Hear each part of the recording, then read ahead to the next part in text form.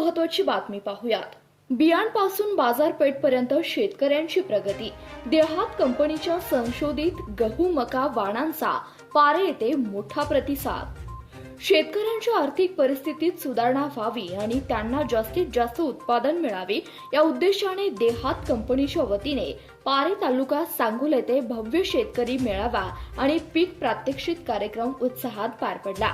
बियाणपासून ते बाजारपेठपर्यंत ही संकल्पना प्रत्यक्षात उतरवत देहातने आपल्या संशोधित गहू आणि मका वाणांची ताकद शेतकऱ्यांसमोर सादर केली। किसन साळुंके यांच्या शेतात आयोजित या मेळाव्यात देहात कंपनीचे डेप्युटी जनरल मॅनेजर विशाल राजे भोसले यांनी DW777 या गहू वाणाचे सविस्तर मार्गदर्शन केले।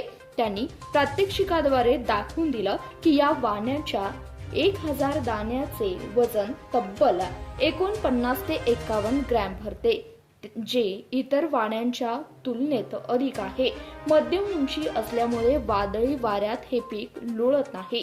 अधिक फुटवे, लांब आणि उंच भरलेल्या लुंब्या व या वाण्यांची ओळख आहे।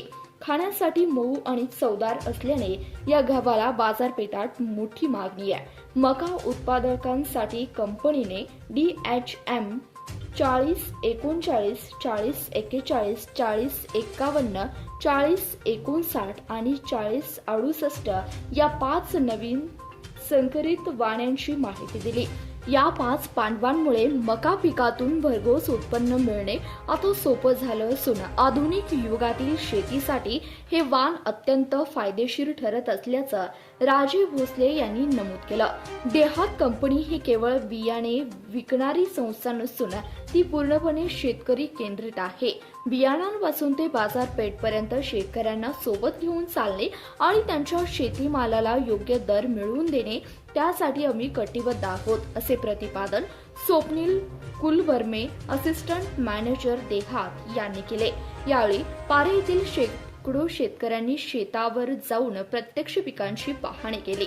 पिकांची जोमदार वाढ आणि दाण्यांची गुणवत्ता पाहून उपस्थित शेतकऱ्यांनी आगामी हंगामात देहात कंपनीचेच बियाणे वापरण्याचा निर्धार केला। या कार्यक्रमाला गौरी कृषी केंद्र पारे यांचे विशेष सहकार्य लाभलं।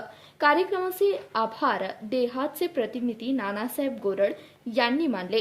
या कार्यक्रमाच्या यशस्वीरितेसाठी संतोष पाटील, सौदागर जाधव, नानासो गायकवाड, जालिंदर गायकवाड, धनाजी गायकवाड, समाधान गायकवाड, वामन गायकवाड आणि भाऊसाहेब गोरड यांच्यासह अनेक प्रतिष्ठित शेतकरी उपस्थित होते।